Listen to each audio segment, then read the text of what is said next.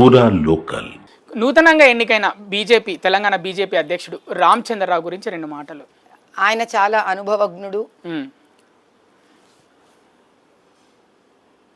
అవసరమైతే శాంతపరుడు, అవసరమైతే యోధుడు. అటు సంఘ్ భావాలను ఒక యువ నాయకుడిగా ఏబీవీపీలోనూ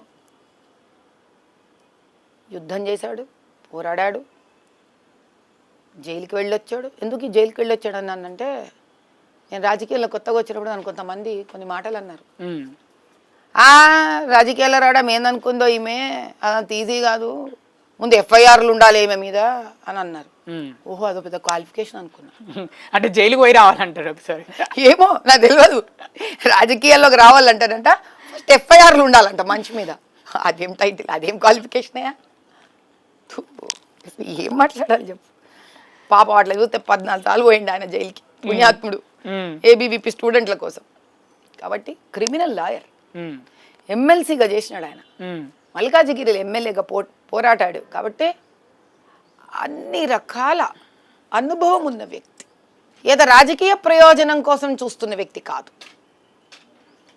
కూర్చొని ఒక బరువుతో, మానసిక బరువుతో, అనుభవాలతోటి పార్టీని అవకాశం ఇస్తే సేవ చేసి ఒక విజయం వైపు తీసుకెళ్ళాలి అని అనుకుంటున్నాడనేది నాకు నేనున్న సంవత్సరం లోపల నాకు అర్థమైంది. కాబట్టి ఆయనకు ఎటువంటి ఒక పార్టీ కార్యకర్తలాగా ఆయన ఏ వర్క్ ఇచ్చినా సహాయ సహకారాలు అందించడానికి, పార్టీని ఉన్నతమైన స్థానానికి, గెలుపు దిశ వైపు, న్యాయ పోరాటం వైపు తీసుకెళ్ళడానికి, నా కర్తవ్యాన్ని నిర్వర్తించడానికి, పనులు ఏవిచ్చినా పదవిని ఆశించకుండా, టికెట్ని ఆశించకుండా పనిచేయడానికి నేను రెడీగా ఉన్నాను. అటు ప్రతిపక్షాలు రామచంద్రరావుని విమర్శిస్తున్న పరిస్థితి, లేకపోతే ప్రతిపక్షాలు ఎప్పుడైనా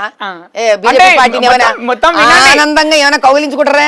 మొత్తం వినండి, మాకు సరిపోడు, రేవంత్ రెడ్డికి, మహేష్ కుమార్ గౌడ్కి సరిపోడు, అటు కేటీఆర్కి, కేసీఆర్కి సరిపోడు రామచంద్రరావు, ఆయన నా సెలెక్ట్ చేసుకుంటే ఇక మాకు సులువు మా పని అని వాళ్ళు అంటున్న పని. అయితే సులువు అయితే కదా, సులువు చేసుకోమని పని. మాటలు ఎందుకు, మాటలు ఎందుకే నీకు? పని చేసేటోడు ఎవడు మాట్లాడు.